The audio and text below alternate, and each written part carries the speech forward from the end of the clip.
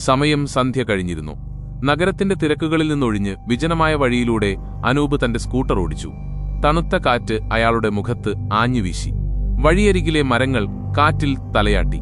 ഇരുട്ടിന്റെ നിഴലുകൾ വീണുകിടക്കുന്ന കെട്ടിടങ്ങൾക്കിടയിലൂടെ സ്കൂട്ടർ ഓടിച്ചുകൊണ്ട് അയാൾ മനസ്സിൽ പറഞ്ഞു, ഇവിടെ എങ്ങനെയെങ്കിലും കയറിപ്പറ്റണം.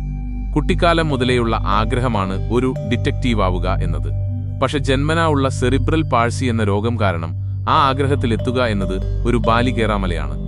1 വർഷത്തിലേറെയായി സ്ഥിര ജോലിയില്ല. കിട്ടുന്ന ചെറിയ വരുമാനം വീട്ടുവാടകയ്ക്ക് പോലും തികയുന്നില്ല. അതുകൊണ്ടാണ് പത്രപരസ്യം കണ്ടപ്പോൾ മറ്റൊന്നും ചിന്തിക്കാതെ അയാൾ ഇറങ്ങിത്തിരിച്ചത്. ഒരു പഴയ കെട്ടിടത്തിന് മുന്നിൽ സ്കൂട്ടർ നിർത്തി.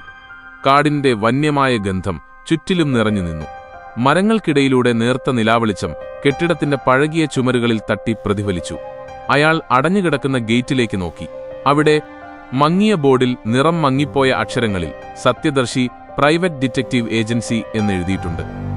ആ ബോർഡിന്റെ ഒരു വശം തകർന്നു തൂങ്ങിക്കിടന്നു. സ്ഥലം ഇതുതന്നെ. പക്ഷെ ഗേറ്റ് പൂട്ടിക്കിടക്കുകയാണല്ലോ. വണ്ടിയിൽ നിന്നിറങ്ങിയ അനൂപ് ചുറ്റിലും നോക്കി. കണ്ടിട്ട് വർഷങ്ങളായി പ്രവർത്തിക്കാത്ത ഒരു സ്ഥാപനമായി തോന്നുന്നു. ജനലുകൾ പൊട്ടിപ്പൊളിഞ്ഞു കിടക്കുന്നു. ഭിത്തികളിൽ കുറ്റിച്ചെടികൾ വളർന്നു കയറിയിരിക്കുന്നു. ഒരുപക്ഷെ പരസ്യത്തിൽ വല്ല പിശകും വന്നതായിരിക്കുമോ? എന്തായാലും വന്നതല്ലേ, കുറച്ചു സമയം കൂടി കാത്തിരിക്കാം. അയാൾ പ്രതീക്ഷയോടെ അവിടെ കാത്തുനിന്നു.